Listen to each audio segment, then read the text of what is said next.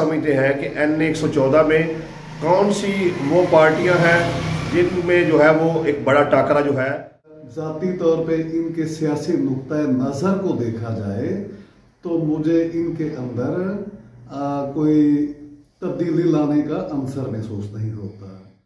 कोई कैंपेन की ना आवाम की खुशी गमी में शरीक हुआ, लेकिन पाकिस्तान तहरीक इंसाफ और पाकिस्तान मुस्लिम लीग नून के जो उम्मीदवार हैं पार्टी कारकुनान की तरफ से पार्टी कारकुनान ये कहते रहे कि ये टिकट एक गलत आदमी को दे दिया गया है। फिर जब वो बुरी तरह इलेक्शन में पिट गए तो वर्कर्स ने ये कहा कि मियां अबू बकर उन्होंने अवाम के अंदर आके कभी तोड़फोड़ नहीं की। आप सोशल मीडिया पे देख लें कि मुझे नजर नहीं आता कि राना तनवीर सियान को अपनी टीम तक। बिस्मिल्लाहिर्रहमानिर्रहीम। आप देख रहे हैं प्रोग्राम कफ्सनामा और उसकी आज चौथी किस्त है। हमारे साथ सोशल वर्कर और सीनियर सहाफ़ी साबक सदर press club Sharakpur M Jamshed Rafiq Bakhsh साहब मौजूद हैं। बख्श साहब, आज हम बात करेंगे N114 की सियासी सूरत हाल के हवाले से। सिर्फ N114 को जो है वो डिस्कस किया जाएगा। अच्छा, आप सबसे पहले जो है अपनी ये राय दें कि आप क्या समझते हैं कि N114 में कौन सी वो पार्टियां हैं जिनमें जो है वो एक बड़ा टाकरा जो है अगले जनरल इलेक्शन में होने वाला है। जी बिस्मिल्लाहिर्रहमानिर्रहीम।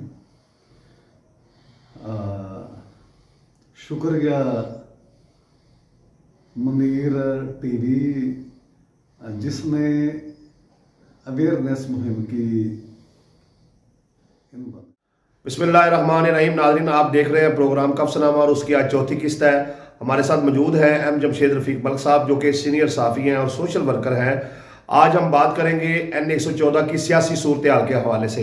जैसा कि आपने देखा कि पिछले इलेक्शन में जो है वो 3 जमातें जो हैं उनका बड़ा टाकरा हुआ था, जिनमें एक जो है मजहबी जमात जिसकी तरफ से पीर सैयद अफजाल शाह साहब, और दूसरा पाकिस्तान मुस्लिम लीग नून, और तीसरा जो है वो पाकिस्तान तहरीक इंसाफ। इन 3 जमातों ने ज़्यादा वोट लिए थे, जिनमें बज़ाहिर ये लग रहा था कि बड़ी भारी अक्सरियत से जो है वो हाजी अली असगर मंडा जो है वो विन करने जा रहे हैं। और बाद जो मजहबी तबका था वो कहता था कि शाह साहब जो है वो बड़े मार्जिन से और बड़ी लीड से ये इलेक्शन जीत जाएंगे। लेकिन रिजल्ट जब आया तो सब ने देखा कि 25 से 30 हज़ार की लीड से जो है वो पाकिस्तान मुस्लिम लीग नून जो है वो इलेक्शन जीत गई और राना तनवीर हुसैन ने जो है यहाँ से विन किया। तो आज हम बात करेंगे N114 के मुस्तकबल में सियासी मंजरनामे के हवाले से कि आने वाले दिनों में क्या हालात जो हैं वो इस हल्के के बन रहे हैं। तो मक साहब, आप इस हवाले से जो है अपनी राय का इजहार करें कि आप N114 का सियासी मंजरनामा जो है वो आने वाले दिनों में क्या देखते हैं। जी जहाँ तक जी सबसे पहले तो बहुत शुक्रिया मलिक साहब।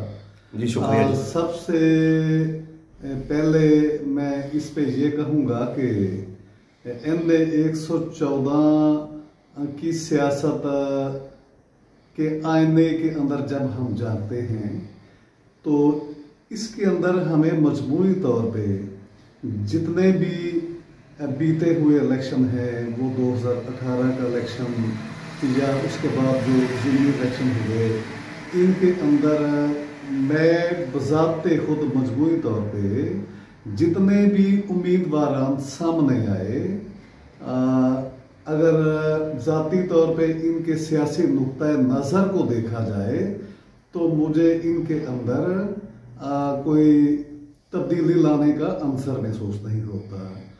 खा हमारे मौजूदा MNA राना तनवीर हुसैन साहब हों, अली असगर मंडा साहब हों, या जो उम्मीदवार पीर अफजाल शाह साहब थे, तो ये जो हमारे उम्मीदवार हैं मजमूई तौर पे इनके अंदर मुझे तो वो चमक कभी नज़र नहीं आई जिससे ये महसूस किया जा सकते कि ये लोग इनकलाबी हैं या तब्दीली पसंद हैं।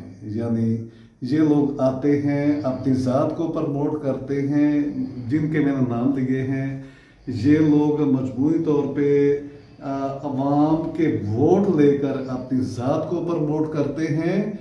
कभी किसी ने इस किस्म का अपने अंदर एजेंडा पैदा ही नहीं किया कि अवाम के वोट लेने के बाद अवाम के लिए उस तरह का काम करना चाहिए जिस तरह का होना चाहिए। लेकिन मलिक मीर साहब चलने दीजिए, लेकिन बात यह है कि ये जो हमारा सियासी बुसीदा सियासी निज़ाम है, जो लोग इस निज़ाम की तब्दीली की बात नहीं करते, ठीक है, वो बिल्कुल मेरे नज़दीक आम से उम्मीदवार हैं। और ये बिल्कुल किस तरह मैं इनके मुतल्लक़ कोई अपने लफ्ज़ों से बयान करूं, ये हमारे इलाके के लोग हैं, इसलिए इन पे इतनी सख्त तनकीद भी नहीं की जा सकती। जी नाज़रीन, ये जो जनरल इलेक्शन अभी होगा N114 का, उसमें राणा तनवीर हुसैन जो है वो मजबूत उम्मीदवार है। जो मजहबी जमात है, अभी तक उनका NA का कोई उम्मीदवार जो है वो सामने नज़र नहीं आ रहा, ना ही उसने कोई कैंपेन की, ना आवाम की खुशी गमी में शरीक हुआ। लेकिन पाकिस्तान तहरीक इंसाफ और पाकिस्तान मुस्लिम लीग नून के जो उम्मीदवार हैं वो जो है बहुत ज़्यादा मेहनत कर रहे हैं, आवाम में टाइम दे रहे हैं। अब पाकिस्तान मुस्लिम लीग नून का जो उम्मीदवार है वो क्लियर है कि वो राणा तनवीर हुसैन है, लेकिन जो पाकिस्तान तहरीक इंसाफ है उसके अभी तक जो उम्मीदवार है वो क्लियर नहीं है कि वो टिकट जो है वो हाजी अली असगर मंडा साहब को मिलेगी, मियाँ जलील अहमद शरफपुरी साहब को मिलेगी, या मलक अयाज सरफराज जो है उनका नाम आ रहा है उनको मिलेगी, या इसके अलावा जो है कोई चौथा बंदा भी इस हल्के में जो है वो इलेक्शन लड़ सकता है। और बाद लोग ये भी कह रहे हैं कि हम इमरान खान से रिक्वेस्ट करेंगे कि वो इस हल्के में खुद इलेक्शन लड़े। तो ये सियासी सूरत हाल नजर आ रही है। अभी तक पाकिस्तान तहरीक इंसाफ का जो है वो उम्मीदवार क्लियर नहीं है। अभी कल ही जो है फवाद चौधरी ने ये बयान दिया कि हम पार्टी के जो टिकट है उनकी तकसीम का आगाज कर रहे हैं। तो अभी अगले चंद रोज में जैसी सियासी सूरत हाल बनती हुई नजर आ रही है, अगर असम्बलियां तहलील हो जाती है तो करीब है कि इलेक्शन जो है वो हो जाए। तो ऐसी सूरत में ये एक जो मैं समझता हूं कि एक नंबर जो है वो पाकिस्तान मुस्लिम लीग नून को हासिल है कि उनका उम्मीदवार क्लियर है, इसलिए उनके वोटर भी क्लियर हैं, सपोर्टर भी क्लियर है, धड़े भी क्लियर है। जबकि पाकिस्तान तहरीक इंसाफ जो है वो अभी ग्रुपों में तकसीम है, अभी वो आपस में उलझी हुई है और अभी तक ये क्लियर नहीं हो पा रहा कि टिकट जो है वो किसको मिलने जा रही है।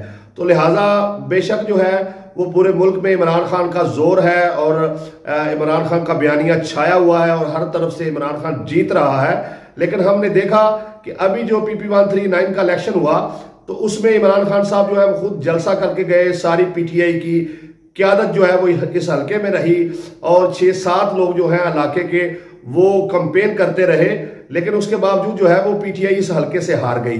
तो इस पर मैं तफसीली गुफ्तगू कर चुका हूं। बहरहाल मौजूदा सियासी सूरत हाल में अभी ये कहना कबल अज़ वक्त होगा कि PTI जो है वो इस वक्त किस पोजीशन में खड़ी है।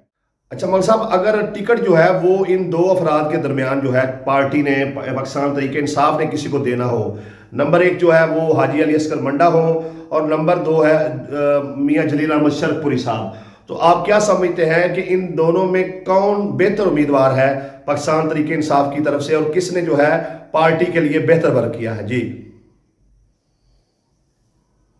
ये चीज़ वैसे तो पार्टी के हमेशा अपने फैसले होते हैं, लेकिन अगर जैसे ये इलेक्शन ज़िमनी इलेक्शन गुजर के गया है, इसके अंदर जब मियां अबू बकर साहब को टिकट दिया गया तो बहुत सा रद्द-ए-अमल सामने आया पार्टी कारकुनान की तरफ से। पार्टी कारकुनान ये कहते रहे कि ये टिकट एक गलत आदमी को दे दिया गया है। फिर जब वो बुरी तरह इलेक्शन में पिट गए तो वर्कर्स ने ये कहा कि मियां अबू बकर साहब अपना 3300 वोट अपने साथ लेके आए थे और कम अज कम 8000 के करीब उन्होंने PTI का वोट खराब किया। तो दरअसल ये जो कारकुनान का रद्द-ए-अमल था ये महज अबू बकर के खिलाफ ही नहीं था, मियां जलील अहमद के भी खिलाफ था। तो इस रोशनी में अगर देखा जाए, अगर आप इन दोनों के जलील शरफपुरी और अली असगर मंडा के दरमियान अगर आप हकाइक पे को कंपैरिजन करें तो किसी की काबिलियत या किसी के दावों के बरअक्स अली असगर मंडा साहब डिजर्व करते हैं, ये साफ सी बात है। जलील शरकपुरी साहब के मुकाबले में तो अली असगर मंडा साहब को ही टिकट मिलना चाहिए। जलील शरकपुरी के मुकाबले में वो डिजर्व करते हैं। पार्टी कारकुनान जो हैं वो इनके साथ हैं, निचले लेवल पे अवाम की हमदर्दियाँ इनके साथ हैं। तो मियां जलील अहमद साहब के मुकाबले में अली असगर मंडा तो बहुत बेहतर हैं।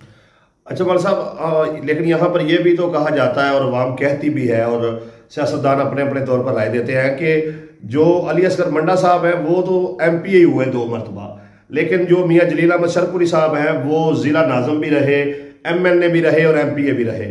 तो इस लिहाज से वो पहले भी जो है ज़िली नाज़िम रह चुके हैं, MNA रह चुके हैं।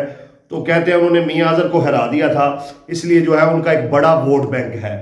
तो इस पर आपकी क्या राय है कि मौजूदा सियासी सूरत हाल में क्या मियां जलील अहमद शरकपुरी का जो है वोट बैंक पहले की तरह है या अब कमी आ चुकी है, या पाकिस्तान तरीके इंसाफ के लोग जो हैं वो उस तरीके से उनके साथ खड़े नहीं हैं जिस तरीके से वोटर जो हैं वो हाजी अली असगर मंडा के साथ खड़े हैं?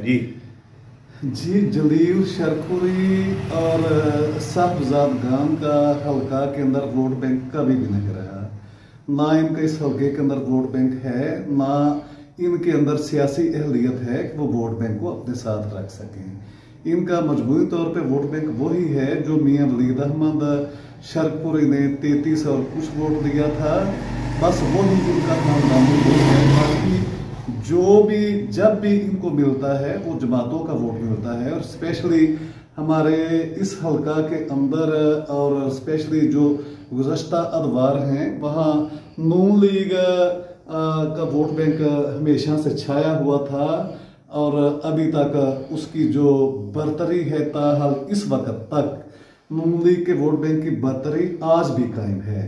उसको तोड़ने के लिए बहुत ज़्यादा अब भी मेहनत की ज़रूरत है। अब भी पार्टी जो पाकिस्तान तहरीक इंसाफ की मरकजी क़यादत है उनको भी गाहे गाहे इस हल्के में आके वर्क करने। और मैं कह रहा था कि इस वक्त अली असगर मंडा साहब जो हैं पार्टी क़यादत